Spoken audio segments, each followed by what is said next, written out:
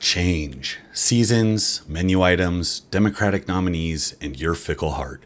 The only constant in life is change, and it's why I'm so cold and refuse to love, because I'll only get hurt. The MCU, like so many other beloved properties, has changed over time, inarguably for the worse. It's betrayed you, me, and every Avengers-loving child cancer patient in the process. But what would you expect with untalented, out-of-touch corporate overlords playing with complex creative storytelling the way a coked-out broker plays with the stock market? An ever-changing roster of corporate-selected goons tries to cobble together a massive complex story that spans multiple universes and countless characters, doing so by a committee whose only care is to appease market forces and are only able to do so by doubling down on the one or two cards in their deck that their smooth brains can recognize to make a winning hand.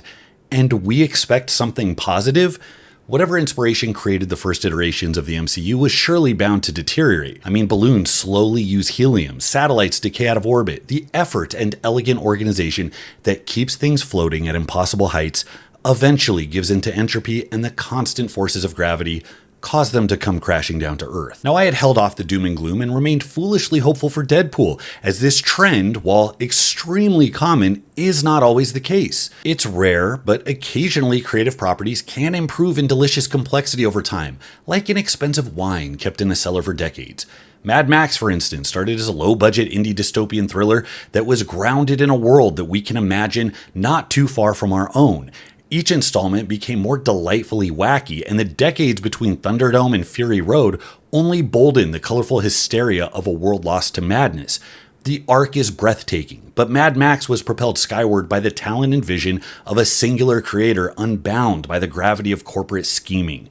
For now, anyways, and before the Furiosa franchise makes this age poorly. And it's these rare instances that push back against the trend set by Pirates of the Caribbean, Transformers, even Star Wars, which rely on the nostalgia of their early magic while struggling to recreate it, let alone improve upon it.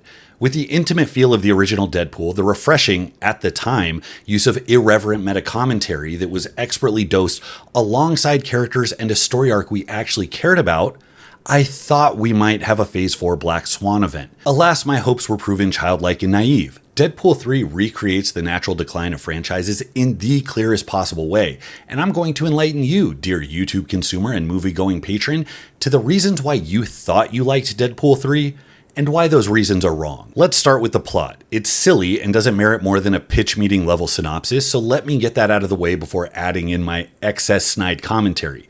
You have Wade Wilson, who's in a low. He's working for CarMax. For some reason, he dumped his girlfriend, and we have sad Deadpool looking for purpose. Wade gets picked up by the TVA. Thank God, it's been so long since I've seen the TVA presented.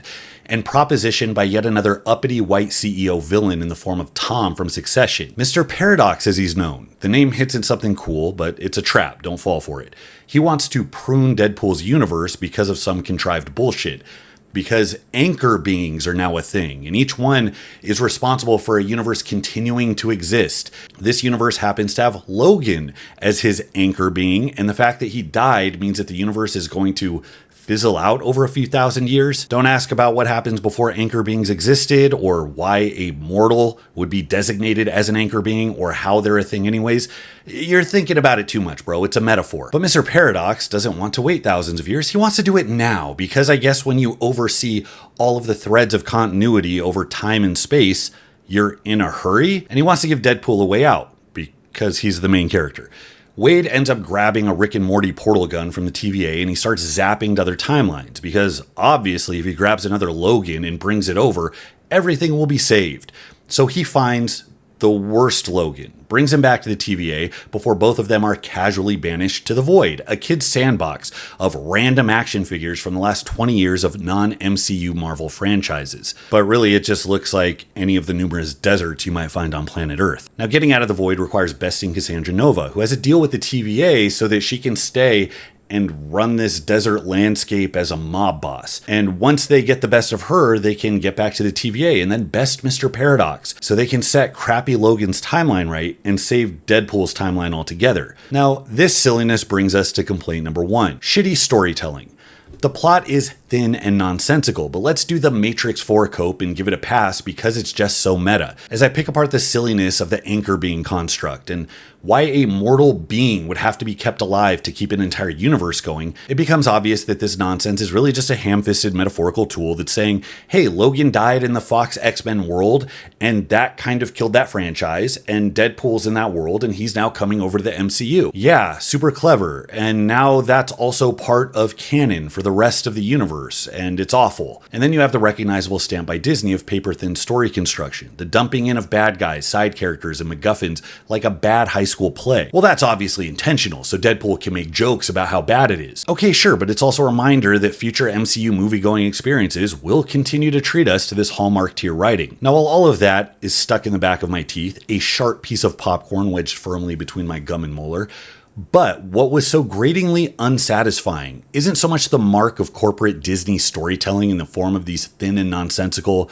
brilliantly meta plots. The more egregious part is how it is organized and presented.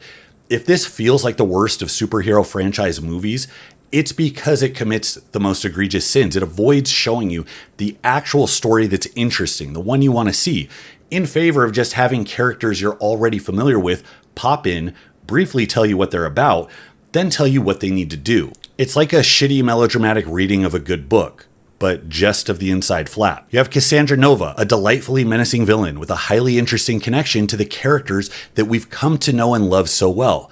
Do we see any of that or any other part of her development? How was she banished to the void? Do we even get to see her operate organically in her natural element so that we might feel intuitively who she is and what she's about?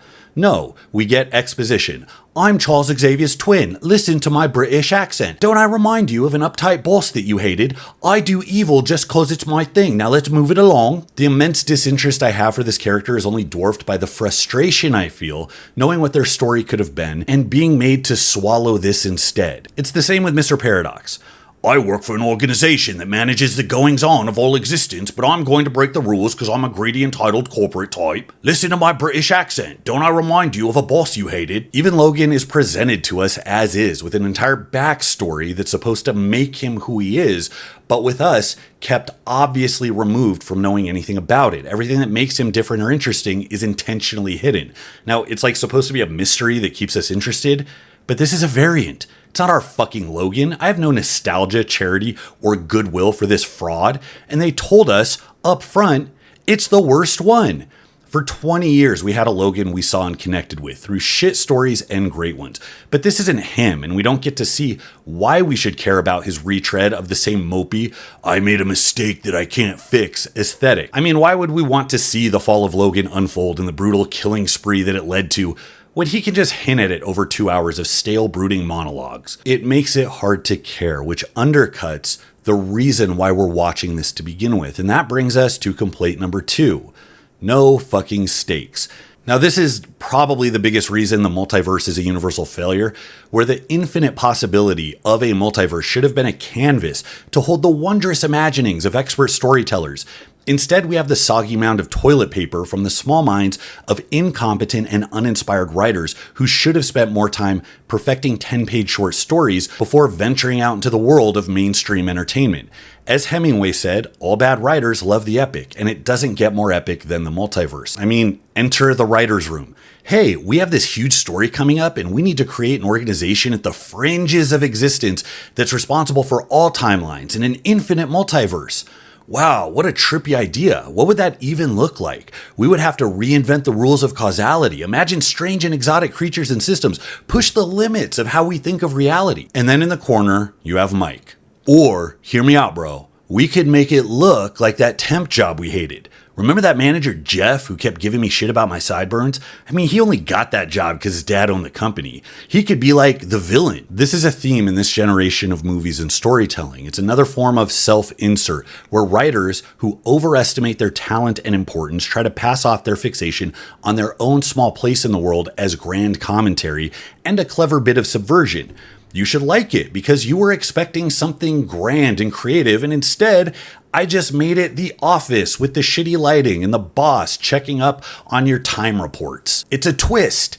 In reality, it's lazy narcissists cheating the assignment. I can imagine a funny comic strip that basically makes heaven the DMV, but that bit can't sustain itself past a few panels, and it sure as shit isn't going to support actual drama. When you keep your universe familiar, you keep it small, and that's what this feels like. For all of its grand proclamations about the biggest possible stakes, our only visual representation of the entire universe collapsing, causing all beings to unexist, is this fucking blinking line. My seatbelt alarm makes more of a stink than this, and if I don't care about that, why would I give a shit about this? The Infinity Stones are kept in a drawer. An entitled middle manager can just do his own thing in a multi-dimensional megalocorp organization responsible for everything in reality. And the place where the banished beings from destroyed existences are exiled to, well, it's just going to have a few dozen characters to serve as member berries who will pop in and pop out with no real connection to anything. In the first act, when the Human Torch is turned into a pile of organic goo by Cassandra Nova, which actually was one of the highlights of the movie, the shock and glee you feel at the senseless graphic violence is felt because we didn't care about the Human Torch. Those movies sucked, and we wanted to forget about them as fast as possible.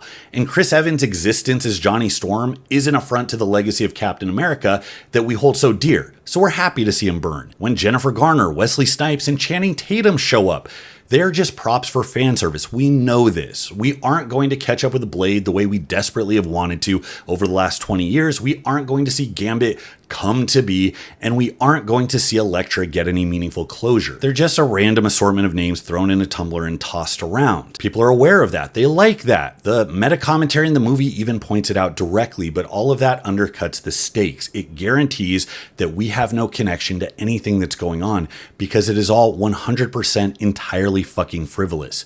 I called The Void a late millennial sandbox of forgotten Fox X-Men toys, and that's how the story unwinds. With each introduction, they say hi, smash into each other for a few minutes, only to get thrown out in the grass so the next ones can get their turn. We start to pick up on how fleeting and meaningless their presence is, and we quickly have no connection and no reason to care. They're not characters, they're just props to fuel the joke, and they do so at the expense of their own story. These characters don't matter. For fuck's sake, Logan in a movie titled Deadpool and Wolverine is a goddamn variant, repeatedly called the worst Wolverine, and the fight scenes, which are also a highlight of the movie, fall flat because the fights have nothing to do with anything that's going on. It doesn't affect what they're trying to accomplish. They both can heal anyways, and even if Logan happens to bleed out and die, who cares? The real one's dead anyways, and you're not my fucking dad. Bro, you're overthinking, man. That's not what they're there for. This is Deadpool. It's meta. Like when Jennifer Garner said she's fine with Daredevil dying because she hates Ben Affleck. That's funny, man. Haven't you read People magazine? No. You can go full Mad Magazine. You can go Robot Chicken or Lego Batman. I'll eat that shit up every day for dinner and twice on Sunday. But we're here because of the success of Deadpool 1 and 2. And despite the nods to the audience and the irreverence in both of those films, they were both successful because of the shit in there that we were supposed to care about. There were stakes.